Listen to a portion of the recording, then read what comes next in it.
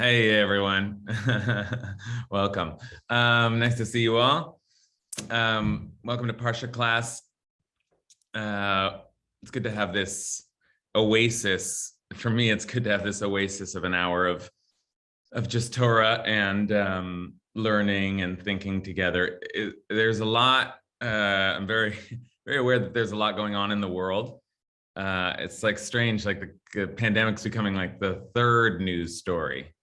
And we're conscious that there's a war being started in the Ukraine, and that seems scary. Ukraine, by the way, is like a place of kind of a beacon of Jewish spirituality in the 18th and 19th century. So like real, there's like a lot of holiness that's come out of that place straight into our tradition. Aware of that, and I also there's a lot going on in our community, and I'm thinking today of Dr. Jody Myers and want to just dedicate our learning to her healing.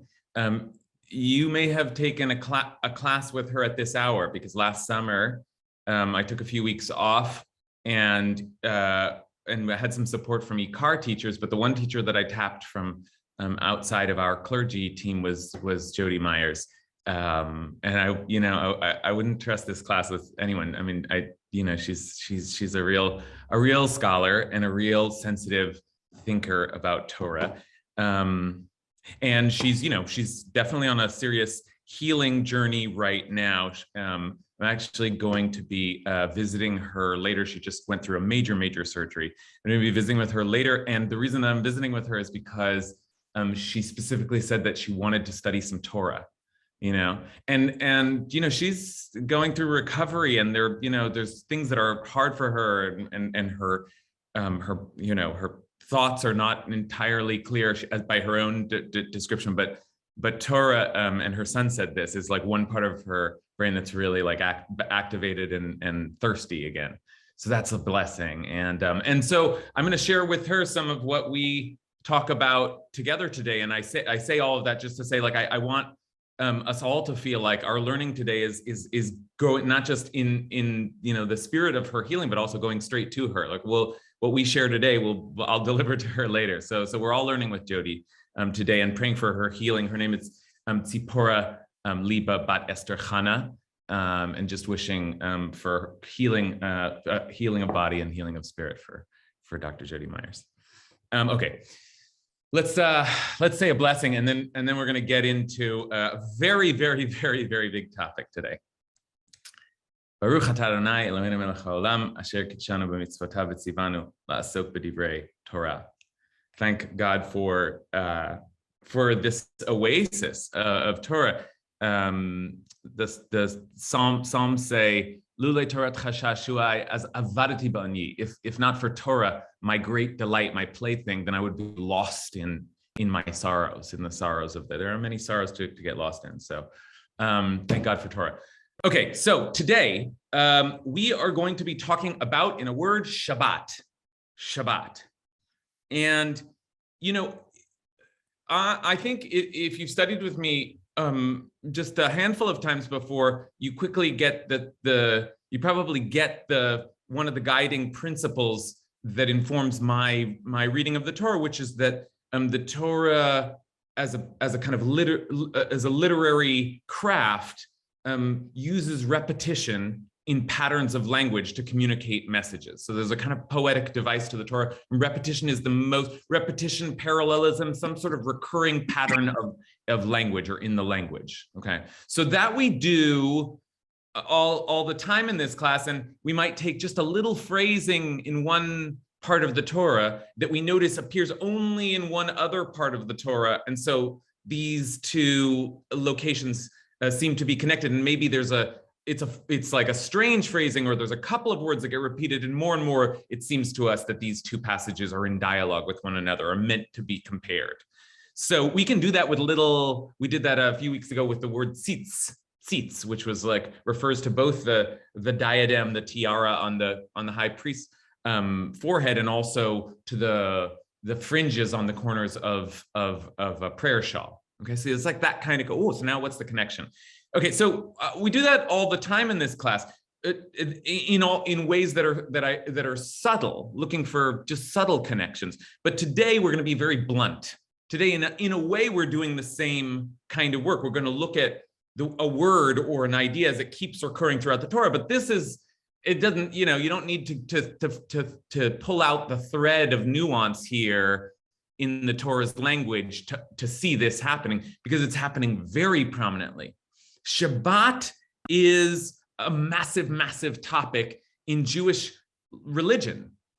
I mean, life and the whole Jewish experience. Shabbat is really one of the fundamental institutions that I mean, you can't say enough about Shabbat in some ways. But on the other hand, it's just a law. It's just one of the 613 laws. So the deep significance of it we get in part because the Torah, unlike some of those other laws, just keeps hammering away at Shabbat.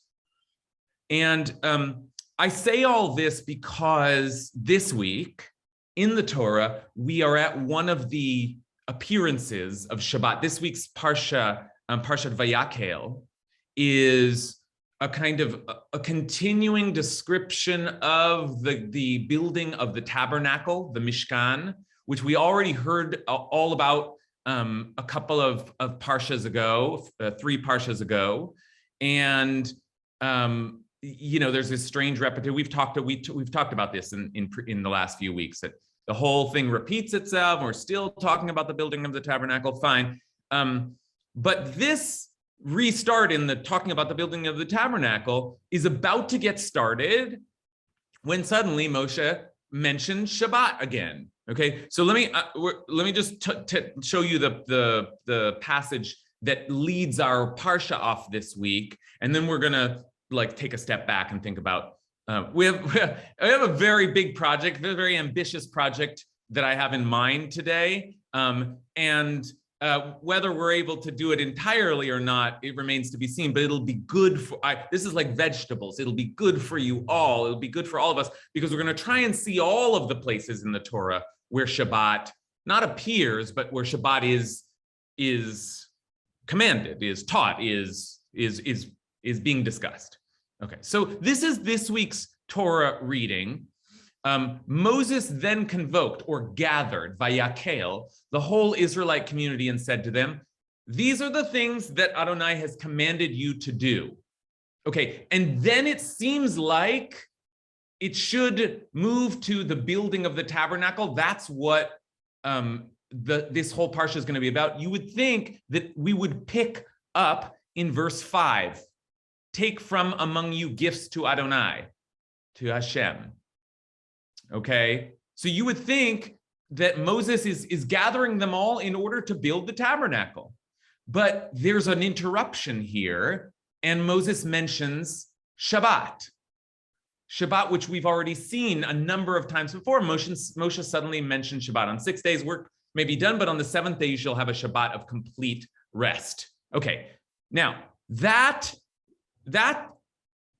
by the end of our hour, I hope we'll understand that passage a little better, but I'll just say now that the traditional reading of this passage is that this is the source for the prohibited labors on Shabbat.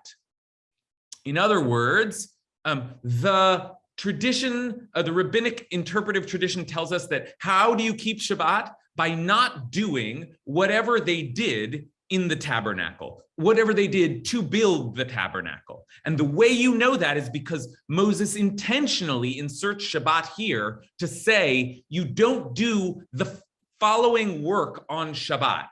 And in that sense, the tabernacle, all of the discussion of the tabernacle suddenly becomes very relevant, because it's actually the template for all the things that we can't do on Shabbat, which is a huge institution, ongoing institution in Jewish life. Okay, so there is even like a funny little way of they connect the words for the work of the tabernacle, the work you don't do on Shabbat. They even have like a funny way of reading these are the things to add up the letters and numbers to make 39, which are the number of prohibited labors on Shabbat.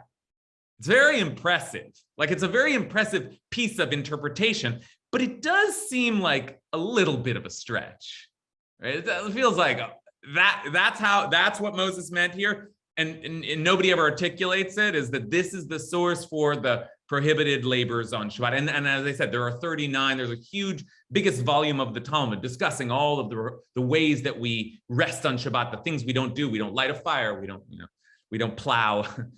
Okay, so that's the interpretive move. But as I said, it still seems like a little bit of a stretch. Like, what is Shabbat doing here? I mean, that's a cool answer, but why do the rabbis think, oh, Shabbat is here to teach us about how to keep Shabbat by referring to the Mishkan, which Shabbat is embedded in? It just feels very convoluted. I want to, in a sense, to justify the claim today. I want to go all the way back, start looking at how we got here and all of the mentions of Shabbat that we've seen before this. And then maybe by the time we arrive back at this opening passage, we will feel a little more sympathy with the rabbis who thought, oh, well, this Shabbat, this version of Shabbat must mean this, given what we've seen before. Okay, I see a couple of hands. My mother. Right, good questions. Okay, so my mother's asking questions about the lighting of a fire on Shabbat. She's surprised that they would ban lighting fire on Shabbat. And what if it's cold?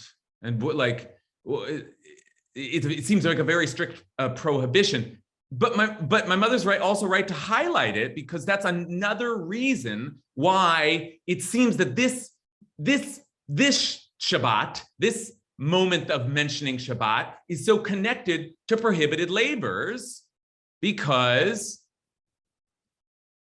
it says you shall kindle no fire throughout your settlements on the Sabbath day, right? So my mother read a little bit further and saw, oh, it's already mentioning prohibitions on Shabbat. And then said further, and here are a bunch of labors that take from you gifts, and this begins the construction of the tabernacle. Everyone whose heart is so moved shall bring from them gifts for God. And then it goes on and on and on to discuss the tabernacle. But my mother points out they're already discussing prohibitions. They're already talking about fire as an example of what's prohibited on Shabbat. So this is good. This is good. If I said, we're going to try and understand where the rabbis are coming from, how they justify this project. And my mother's quite right that one of the clues is that they're suddenly mentioning how we don't light fires on Shabbat, a surprising but very specific commandment. So we'll do this, exactly what my mother is doing. We'll do this in every mention of Shabbat that we see. What's going on there? What's happening? Right? Why is Shabbat being mentioned again? Okay. Noah. Yeah, these mentions of Shabbat are always interesting, trying to find the commonality and differences here.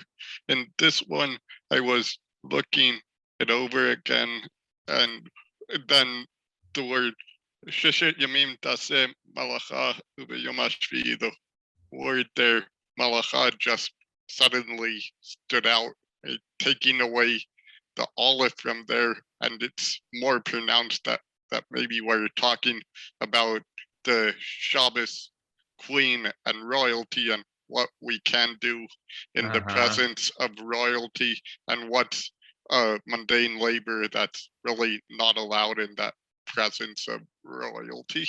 Wow, okay. I'm gonna like contain Noah's thought there, because that's like another move. It's like, oh, and the language Noah suggests of work is connected to the language of royalty, malchut, melacha. So like maybe there's some connection between, that's like almost like a Hasidic move, right? Or a midrashic, at least midrashic move. Like the language of Shabbat, it's so present, and there are so many little nuances to it that we can begin to build and build. What is, I mean, in some ways, part of what Noah's asking, what is Shabbat?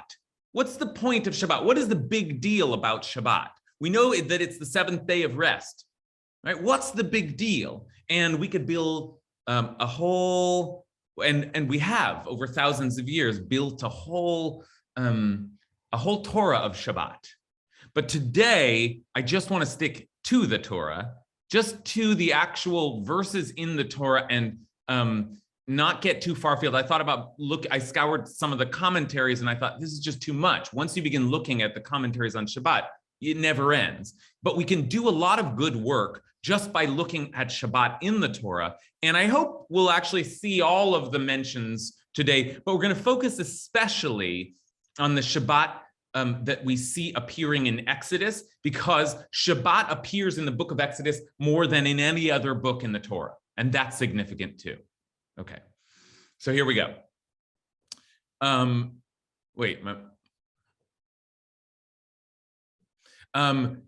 we go. So there are two most prominent Shabbat mentions in the Torah, right? I'm going to say, wow, there are I hope you'll be as surprised as I am that there are so many mentions of Shabbat in the Torah, and we're gonna have to try and make sense of them all. But there are two, I think, that are the famous ones, the famous mentions of Shabbat in the Torah.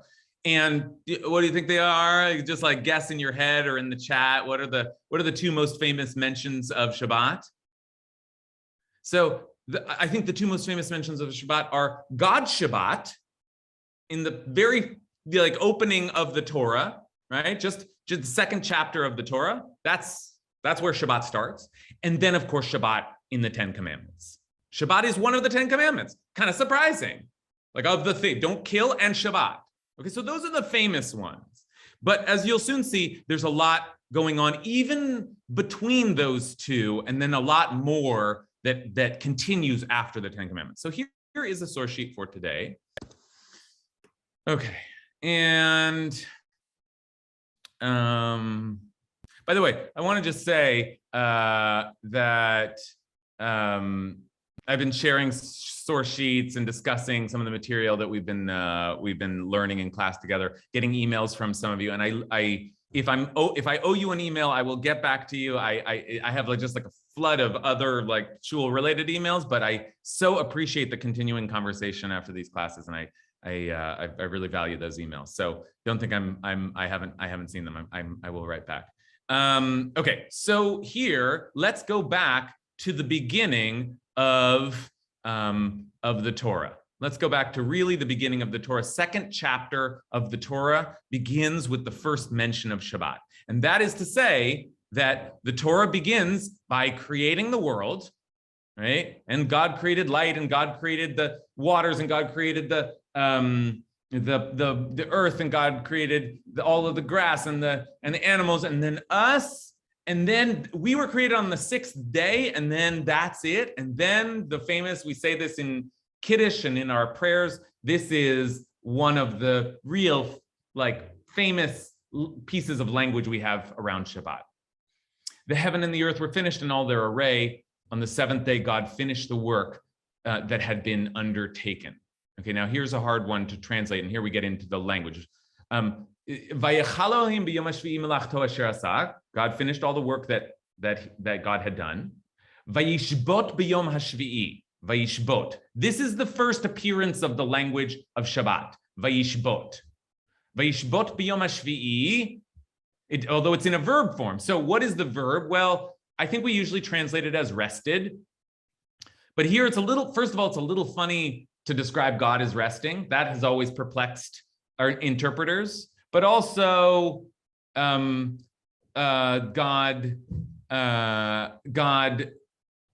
maybe stopped doing the work, and so ceased. Is another way, perhaps, to translate it. So, what exactly is it? A not doing, or is it an active resting? We could debate that a little bit and look at the context here. But that's the first appearance of the verb Shabbat.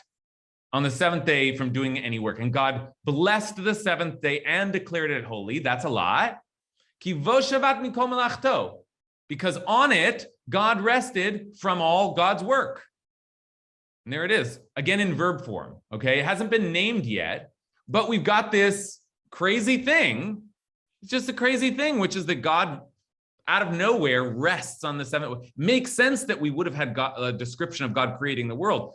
That God suddenly took a day and just was in repose, that in itself is worth an entire class, right?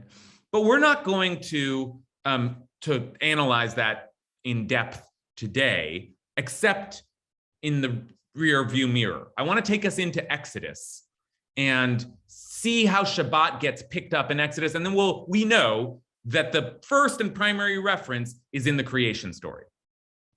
Okay, so I said, two most famous places, creation story, 10 Commandments.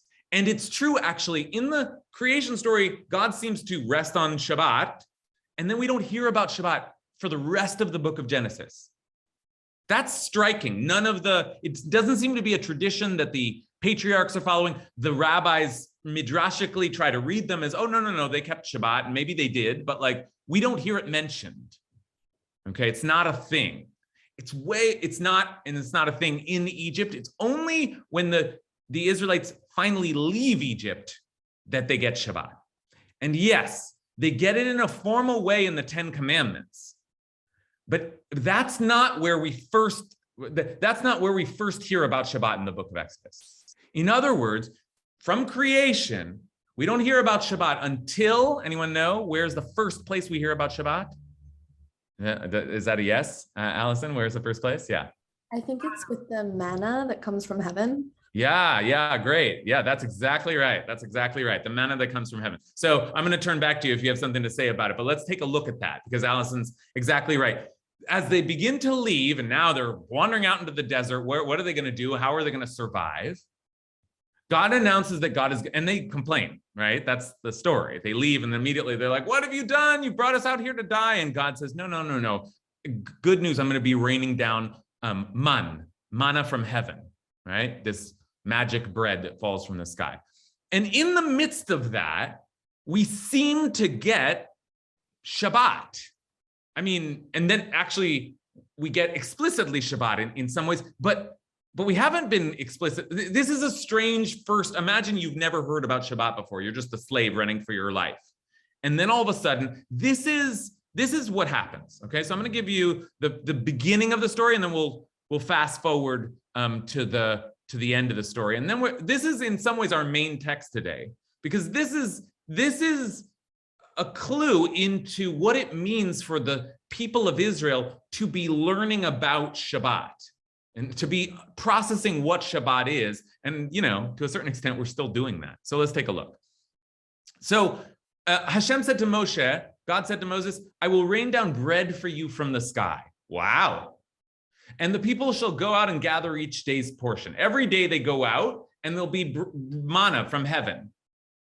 Thus, but then this is the interesting part. That I may thus test them to see whether they will follow my instructions or not. And the instructions is not the word I want to use here. It's really like my Torah or not, right? I mean, that, or maybe it's lowercase Torah, like, because it's not the official Torah yet, but my instructions, you know what I mean? My instructions, my Torah or not. Okay, and what are the instructions? Well, they're very cryptic. They're very brief. But the instructions are that on the sixth day, when they apportion what they have brought in, it shall prove to be double the amount they gather each day. Okay, so God's going to rain down manna, and something about the raining down of manna is a test, a kind of an experiment to see whether they can follow instructions, and the instructions have something to do with the double portion on the sixth day. Okay, so that's what God instructs. And let me see here. There's actually, now that I think about it, yeah, here we go. On the sixth day, they gathered double the amount of food, 2 omers for each, right? That happens. On the sixth day, the manna comes down and it's double. And everybody came to Moshe and they said, what's going on? I'm not sure, has Moses communicated it or not? But Moses says, this is what God meant. And here's the first teaching of Shabbat. This is what God meant. Tomorrow is a day of rest, a holy Shabbat of Hashem. This is what God meant. Tomorrow's a day of rest, a holy Shabbat of Hashem. Shabbat Shabbaton Shabbat Kodesh LaHashem. Bake what you would bake and boil what you would boil, and all that is left, put aside to be kept until morning. So they put it aside until morning as Moses is ordered, and it did not turn foul, because if you hoarded the manna, it would rot. But on Shabbat, it wouldn't rot. And so then Moses said, so to eat it now today, on Saturday, because today is Shabbat. And you're not going to find any, God's not raining down any manna on Shabbat. 6 days you gather Shabbat, and on the seventh, you gather manna, and on the seventh day, the Shabbat, there will be none. And then, okay, so that's it. That's Shabbat. Like, seems pretty simple. It wasn't clear at first, but now, I mean, I don't know if it's simple. Actually, I mean, that's part of what I'm asking. What are the people thinking when they suddenly, it doesn't seem like they've gotten the full message. They come and say, wait, there's double today. And Moshe says, yes, this is Shabbat. This is called Shabbat, and this is how it works, okay? And Moses explains. And then, of course, we have to just include one last thing, which is that the whole thing was a test, and the people fail. They fail, right? Because this is the end of the story, is yet some of the people went out on the seventh day to gather, but they found nothing. And Hashem said to Moshe, how long will you refuse to obey my commandments and my teachings?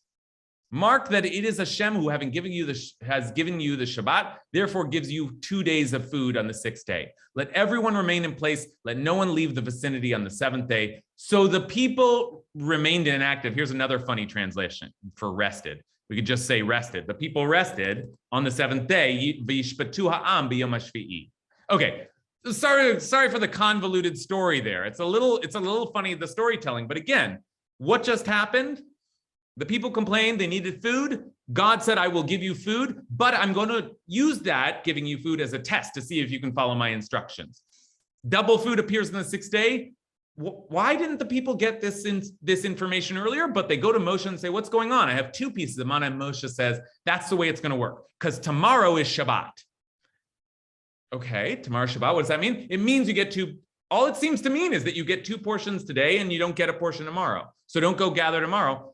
And then the next day, the people are, well, let's just go see. And they go out and God is mad. Okay. So let's pause here. This is like, now we've seen the Shabbat of creation. And if you're reading the Torah, you know that. But if you're an Israelite at this point, I'm not sure you do. So all of a sudden, Moshe is like, this is Shabbat. So what's happening here? Right? Like, what is God trying to teach the people? What is this any way to introduce Shabbat? Okay, so let's start opening the conversation up. Marlene? Shabbat's a pretty big ask if you haven't practiced it before. And it seems to me that one thing that Hashem might be doing is kind of sensitizing people just to the idea of Shabbat in the context in which they were acting at that point. So manna was the context for this first mention of Shabbat. And then if we fast forward to today's Parsha, they're actually building a Mishkan. And so you can introduce a more intense set of proscriptions because they're more settled and they're kind of moving into what it means to be a community. But when they were in the desert with manna, that might have been just get a sense of this, get a sense of, we're going to rest and then we're going to carry it on when you get there. And it's going to be a lot more intense and we're going to ask a lot more of you. Yeah, I love that interpretation. Thank you so much for that, Marlene. And Marlene is beginning to do the work that I'm hoping we can accomplish today, which is the work of understanding this week's Shabbat. Why is this week's Shabbat? What is the significance of this week's Shabbat? With the Tabernacle, and why has it been understood to represent a whole new set of labors? Marlene suggests because one thing we're already seeing is that Shabbat is layered. The introduction to Shabbat is at least, we're going to see more, creation, the first experimentation with Shabbat, just as a practice. What is it to have a 6 day of work and 1 day of rest week? What is that? Let's just experiment with that, right? Then the 10 Commandments come along, and now it's a religious institution. Now it's got, whoa, this is serious. And it's going to keep building, but that's because Shabbat is, Marlene suggests, a massive undertaking. And actually, we need to be eased into Shabbat. Okay, so that's good. Ora. Well, I was actually going to say something very similar to what she said. So thank you for that. And I'll just go a little further, which is that from a psychosomatic point of view, you have to pendulate in, right? Like if you're coming from here, you can't get all the way into the experience. You really have to touch in, touch out, touch in, touch out. And this idea of rest, of ease, is something that as individuals and as people, they hadn't had for, hundreds and hundreds of years. And so being able to pendulate into it in a very physical way, from a somatic way, you can embody it, and therefore you can then actually sort of start to come to a different understanding of it. Okay, this is crucial. What Ora is doing is crucial, which is taking account of what has been happening in the middle of these Shabbat mentions, because we haven't seen it since Genesis, right? Shabbat has not been. So what's been happening? Well, the context we're in now is a context of an enslaved people awakening to freedom, and that context has to be entered into our understanding of this introduction of Shabbat. It's not being introduced to just anyone.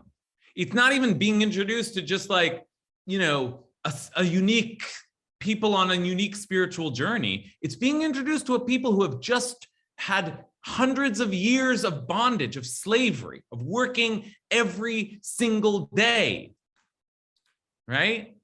And so Shabbat, as we read it, seems immediately like, oh, well, no kidding, you need a day of rest. Thank you, God. Thank you, Torah. You're so wise.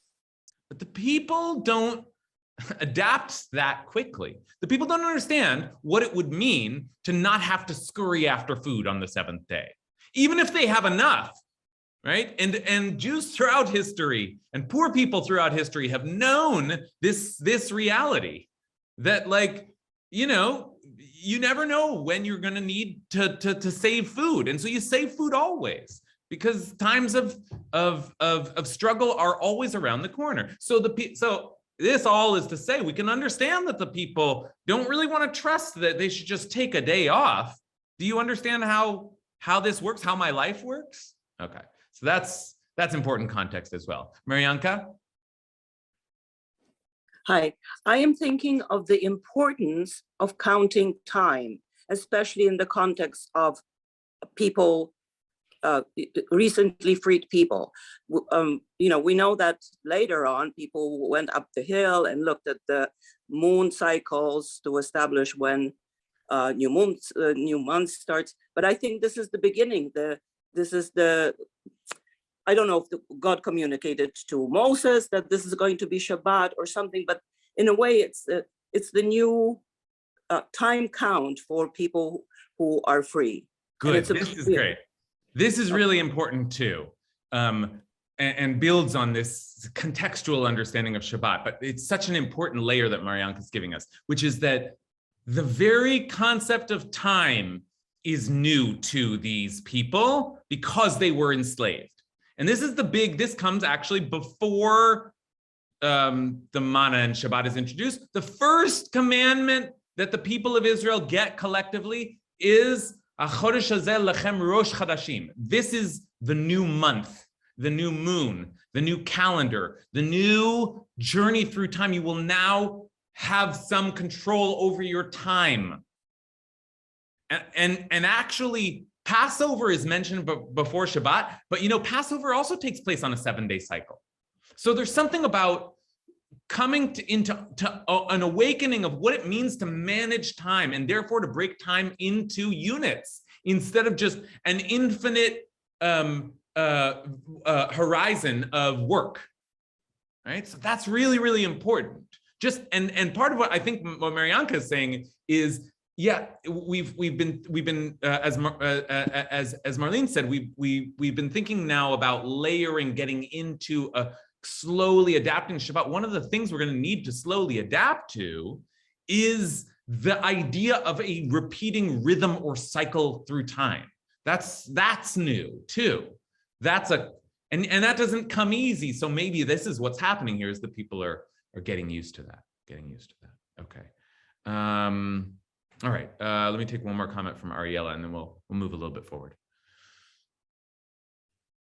Yeah, and it's also like starting easy and continuing, like kind of layering, like first it's God created the Shabbat, then God gave double food, then okay, now all the do's and don'ts. It's like teaching a child and being slaves. They didn't have dominion over their own time. And so that they needed to have it done gradually. Yeah, excellent. That's an excellent summary of where we've been. And I said one more, but I'm going to take Allison also, just because Allison's the person who reminded us of Shabbat. So I wonder if you had more to say about that mention of manna before we move forward. Oh, that's so nice. Thanks. You know what I've just been thinking about is last week's Parsha was so intense. You know, like when you were talking about the context of what's been going on, I mean, there's that bigger context, but I think, you know, maybe God was like building this thing in the beginning. There's this pattern that for some reason he wants. And we got the 10 commandments, then we didn't follow them, right? Like after Revelation, we kind of broke the contract. And I don't know, it's just, this Parsha to me seems so much like one of redemption.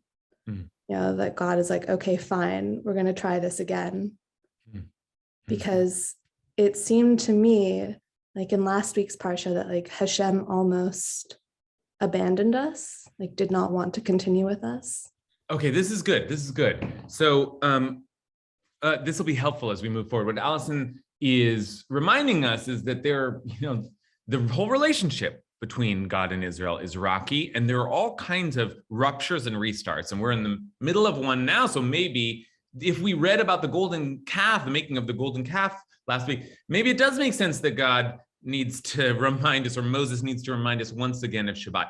And that's helpful. We're not there yet, but that's helpful already because we've just seen another episode of failure to follow God's command.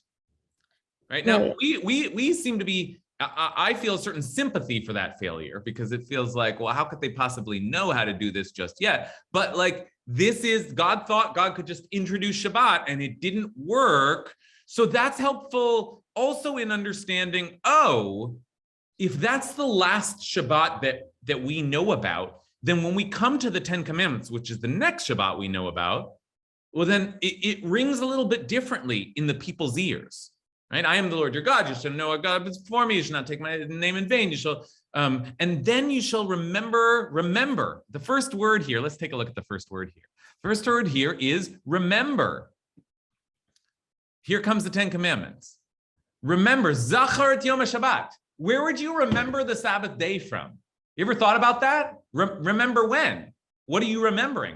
Well, it turns out, I think, that you're remembering this thing, this episode 4 chapters earlier.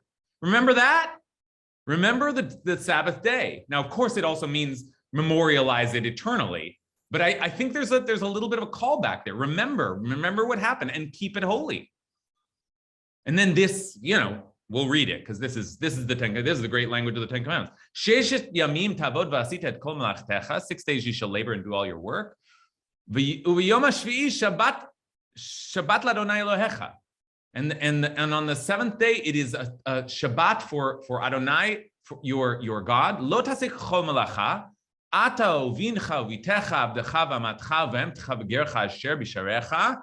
And you should not do any work, you or your son or your daughter, your manservant, your maidservant, your animal, the stranger who is within your gates. Nobody does work. Okay, and now, folks, a new idea. Because on 6 days, God made the heaven and the earth, and the sea and everything that is in it. But then God rested, and this language really is rested. And God rested on the 7th day. And that is why God blessed the Sabbath day and hallowed it. Oh, that's why. Why didn't you tell me that before? Right? I mean, now you've already given some good answers to that. Maybe that's a little too much along the way, or maybe God was introducing it too early. We could think about that too. But this now, the 10 Commandments, what's new in the 10 Commandments? Suddenly it turns out that Shabbat has to do with that original creation Shabbat. Well, why didn't you just say so? What?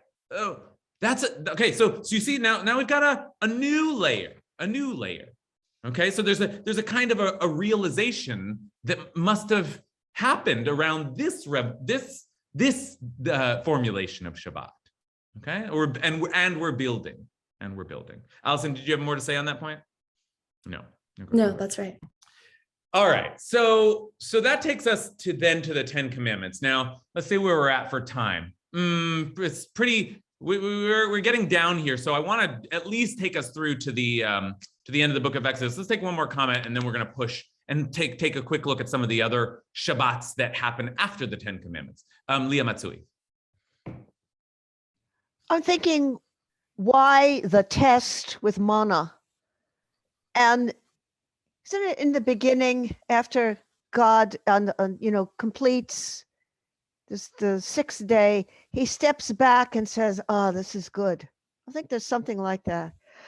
So for us, food is a thing that we can very immediately step back or sit back and say, "Oh, this is good. Have you had enough?" "Yes, I have." Mm-hmm. So it's a great teaching tool. Other people have touched on this. It's not too hard and not too easy as a test. It's actually very simple and very challenging. It's really interesting. So imagine now, Leah's trying to help us imagine what the messaging around Shabbat, right? And as Leah said, you've done a lot of this work, but now that we have the 10 Commandments and this new idea that Shabbat is about God's Shabbat, honoring that God rested on the sixth day. So what does that mean? Well, it says that God saw everything that God had done and it was good, and God rested and refreshed. Something about like looking, regarding, being, rest, whatever. It's hard. I mean, like I said, this deserves its own go. What was God's Shabbat? But there it is. And you're going to be asked to do that. But I mean, I think Leah's comments suggest that that's a massive thing to be asked to do. What does it mean to emulate God? To keep a day where you don't make the world either? It's like it doesn't make any. So there's practice. Can you do one day without just gathering food? And this is what I would say to someone who is taking on Shabbat practice in our time, right? Don't do everything at once. Start developing rhythms. Try to just light candles every week, and then maybe try to stay off your phone for a night, 24 hours, and then maybe try not to use money on Shabbat. Build towards Shabbat, and we're seeing that happen here, so that when they get the message that Shabbat is about being like God, being somehow partners in that act of creation cycle. Okay, well, that's interesting. I already know what it means to rest one day a week. Now I'm going to take it to the next level. Right. Okay. So let's keep, this is great work. And let's keep I want to at least take us to the end of the book of Exodus, though, I'll make mention of some of the others, but Shabbat, you would think at this point, we're done, right? Like at this point, there's the Shabbat of creation. We had a little trial run, and now the 10 Commandments, and that's it. That's actually all I need to hear about for the rest of the Torah. I've got Shabbat now, but not so. Not so at all. Shabbat continues throughout the Torah. Shabbat is mentioned in every one of the 5 books of the Torah. In Deuteronomy, famously, the 10 Commandments are repeated, and that's a mention of Shabbat. And actually, some of the language around specifically the Shabbat commandment is changed from remember to observe the Shabbat day. So that's a whole hour class discussion unto itself, right? So there's lots of Shabbat to take account of, but let's just keep going through the book of Exodus here, because this is the 10 Commandments. And then, as if we hadn't gotten the Shabbat in the Ten Commandments, there's a mention of a new kind of Shabbat in the catalog of laws that follows the Ten Commandments. Now, this one's interesting because it's not called Shabbat. It's not called Shabbat, but in the middle of all of the laws in Parshat Mishpatim, the reading which follows the revelation of Mount Sinai, there's a huge catalog of laws, but I want to give you one of those laws that appears to be Shabbat, but is in a very different context. The context is that this is the law we're discussing, the first mention of the sabbatical year. 6 years you shall sow your land and gather in its yield, but in the 7th you shall let it rest and lie fallow. Let the needy among your people eat of it, and what they leave, let the wild beasts eat. You shall do the same with your vineyards and your olive groves. Okay, that's the sabbatical year. And then it says 6 days you shall do your work, but on the 7th day you shall cease from labor, in order that your ox and your ass may rest, and that your homeborn slave and the stranger may be refreshed. Okay, so see what happens there. Shabbat mentioned again, but it's not called Shabbat. In fact, I read an article before class. I think the academic approach sees this as like an earlier Shabbat institution where it wasn't necessarily, it's just every 7 days, that this is a different kind of cycle. In other words, there's some other trace of taking the 7th day off that gets merged into Shabbat. But in any case, what we can see is that Shabbat here, now having been sanctified in the Ten Commandments, is now mentioned in connection to other 7 cycles, 7-year cycles. So you'll observe the 7th day, and then there'll also be a 7th year. Eventually there'll be a Jubilee year, 7 times 7. Right? So maybe some of the work here is that Shabbat is now being expanded into a kind of template for all kinds of Jewish rhythms, right? Here's another expansion or a connection that the Torah makes around Shabbat. So this is, if you're keeping track here, we're in Exodus 23. The 10 Commandments were in Exodus 20. The Manna story was in Exodus 16. Okay, so scrolling forward now to Exodus 31, and I want to actually, if you don't mind, jump even further forward to Exodus 34. This is right before this week's Parsha, and there's yet another mention of Shabbat. This one, 6 days you shall work, but on the 7th day you shall cease from labor. You shall cease from labor even at plowing time and at harvest time. And then you shall observe the Feast of Weeks and the first of fruits of the wheat harvest and the Feast of Ingathering at the turn of the year. So here's another example of exactly what we just saw. The Shabbat is being linked to the 7-year cycle, right? The Shabbat is also being discussed in the context of the agricultural rituals and the agricultural labors in the cycle of the 3 harvest festivals. Don't get so caught up in the harvest festivals that you reap and sow and plow on Shabbat. No, Shabbat is part of that rest cycle. So you have to integrate Shabbat into the harvest festivals, and you have to tether Shabbat to the sabbatical cycle. Shabbat is now growing and becoming intertwined with other rhythms and systems in Jewish life. Okay, Shabbat's growing, Shabbat's growing, Shabbat's growing. Okay, and then, and I said I skipped over one, but I'm going to now go back to it. This is a fascinating mention of Shabbat. There's this account of Moses on the mountain, and just before Moses comes down the mountain, and you can see, I just want you to see what they're talking about, God and Moses. And they're talking about the anointing oil and the aromatic incense for the sanctuary. Just do it, like they're talking about all of the tabernacle doodads and rituals. And then God said to Moses, speak to the Israelite people and say, nevertheless, you must keep my Shabbatot. Keep my Shabbatot. And go, Shabbat is holy. Whoever profanes it shall be put to death. Whoever works on it, that person shall be cut off from their kin. 6 days may work be done, but on the 7th day shall be a Shabbat. It's like, again, more Shabbat, more Shabbat, more Shabbat. And the reason that I wanted to highlight this one, I mean, I actually just trying to be thorough here, but I also want to highlight this one because this one also ends up being the last thing that Moses said that God said to Moses on Mount Sinai. Shabbat, Shabbat, Shabbat, Shabbat. And then upon finishing speaking with him on Mount Sinai, God gave Moses the 2 tablets of the pact, stone tablets inscribed with the finger of God. So just to make clear what just happened, it's like we have the 10 commandments. In the 10 commandments are Shabbat.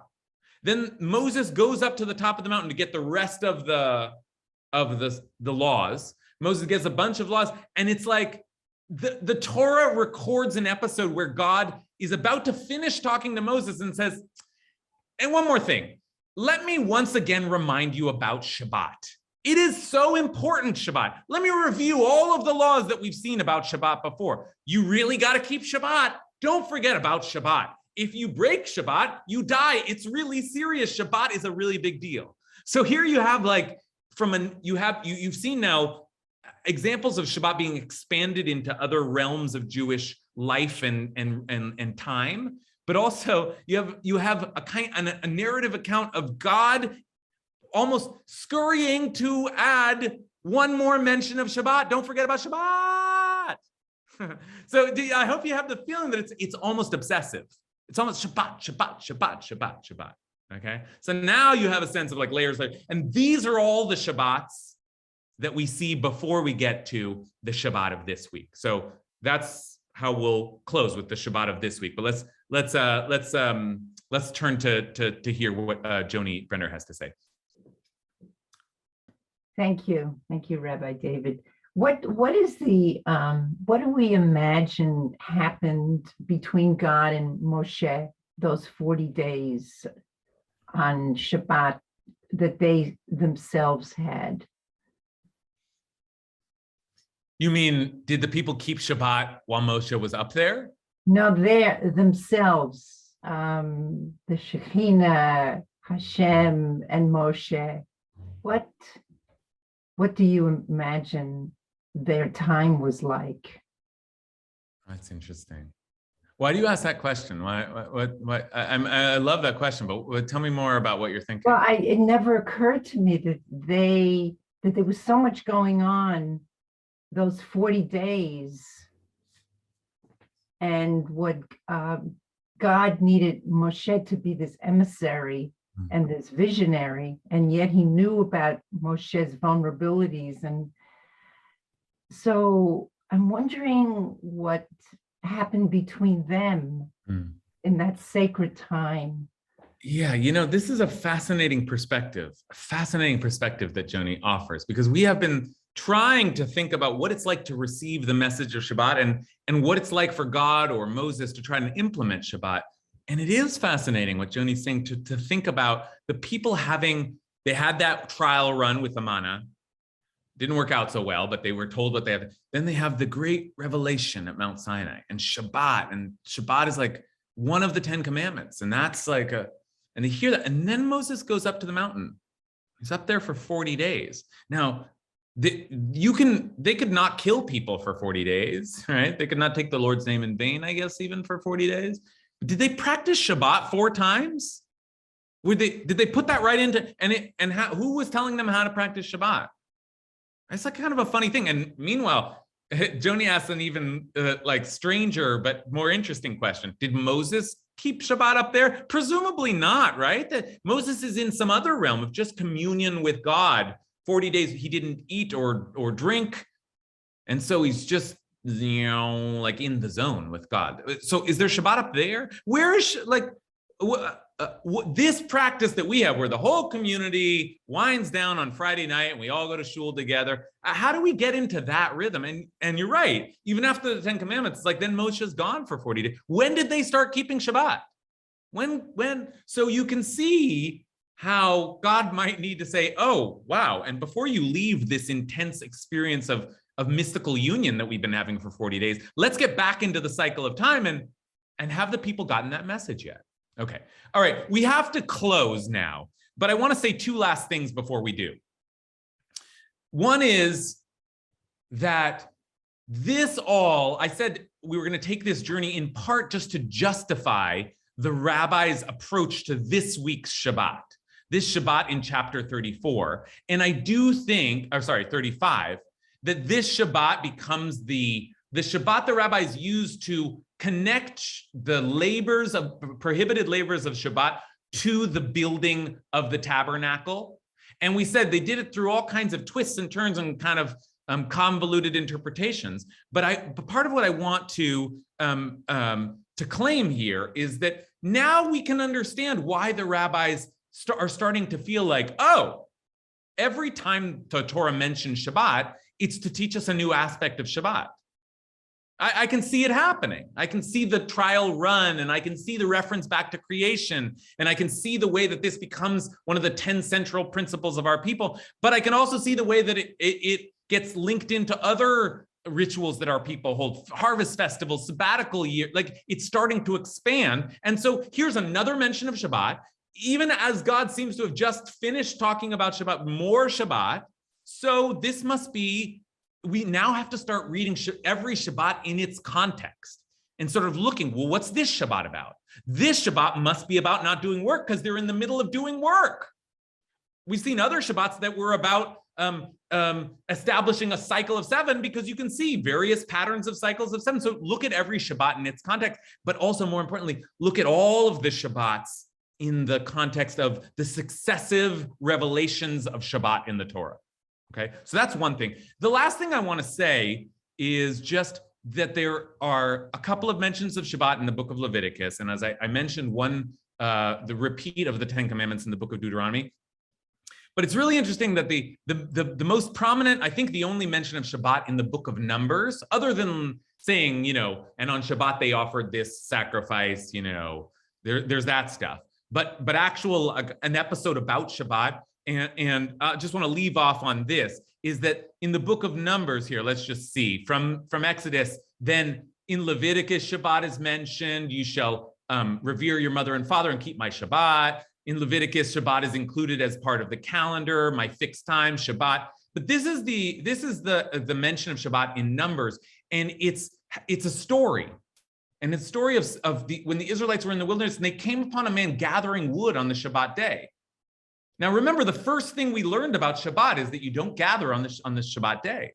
So those who found him as he was gathering wood brought him before Moses and Aaron and the community leadership. And now listen to this line. He was placed in custody, for it had not been specified what should be done to him. And God says, and it's a very harsh ending, God says, well, you should kill him, and they do kill him. But Shabbat is severe. There's that whole aspect of Shabbat why does Shabbat have the death penalty? I'm sure most of us don't like that idea nowadays. But what I want to just end on is look at how the people still don't know how Shabbat works. I mean, I don't mean to say this guy didn't know that you're not supposed to keep Shabbat, but I think this guy didn't care. And the people didn't know, what do you do with someone who doesn't want to keep Shabbat? Are we imposing Shabbat? Is it a social? People don't understand. God has said before, if you violate Shabbat, you're going to die. But the people, do we kill him? Do you kill? What? Shabbat is still being worked out in the book of Numbers. They still don't know what to do. They still have to consult God to figure out what Shabbat is. So again, it should be no surprise that the rabbis believe the Torah must have, if we read it carefully enough, some kind of code that we can decipher that will tell us what Shabbat is. Because it's very nice to say, remember the Shabbat day, but how? How do we remember the Shabbat day? And more than that, it's very nice to say, observe or guard the Shabbat day, but how? How do we guard that? What are the prohibited labors? Well, said the rabbis, they're the labors of the tabernacle. And I hope you have a better sense now of why they would make such a move. Shabbat shalom, everyone. Shabbat shalom. Nice to be with you all. And I'll see you next week.